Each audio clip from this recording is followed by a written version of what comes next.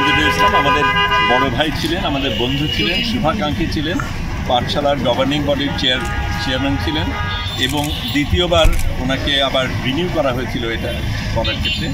আমাদের একটা আশঙ্কা ছিল, কারণ যেহেতু এই বোর্ডটাকে সরকার থেকে মানে সরকার গঠন করে দেয় এর একটা অংশ, সেখানে আমাদের শেখ হাসিনার সরকার, সেখানে আমাদের উপর কী রকমের প্রভাব পড়বে, আমাদের উপর কীরকম নিয়ন্ত্রণ থাকবে এবং কিছু কিছু জিনিস তো জানেনি। যখন এই শিক্ষা প্রতিষ্ঠানগুলির উপর যেই চাপগুলি দেওয়া হচ্ছিল সেগুলি আমরা কীভাবে সামাল দেব, সেগুলির ক্ষেত্রে সৈয়দ মঞ্জুরুল ইসলাম নিজের কাঁধে ওজনটা নিয়ে আমাদেরকে মানে ছায়া দিয়েছেন, আমাদেরকে সহায়তা করেছেন এবং পেছন থেকে অনেক ক্ষেত্রে পরামর্শও দিয়েছেন। কিছু কিছু ক্ষেত্রে সরাসরি ভাইস চ্যান্সেলরের সাথে কথা বলা বা মন্ত্রণালয়ের সাথে কথা বলা, যেগুলি বাইরে কেউ জানে না, কিন্তু উনি নেপথ্যে এই কাজগুলি করে আসছেন অনেক বছর।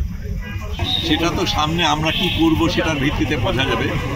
অধিকাংশ ক্ষেত্রে আমরা এইগুলিতে ব্যর্থ হই, আশা করি এই ক্ষেত্রে সেটা হবে। এটা আমার বিশেষত্বের জায়গা না, তবে মানুষ হিসাবে, একাডেমিক হিসাবে তাকে আমি ভীষণভাবে শ্রদ্ধা করি।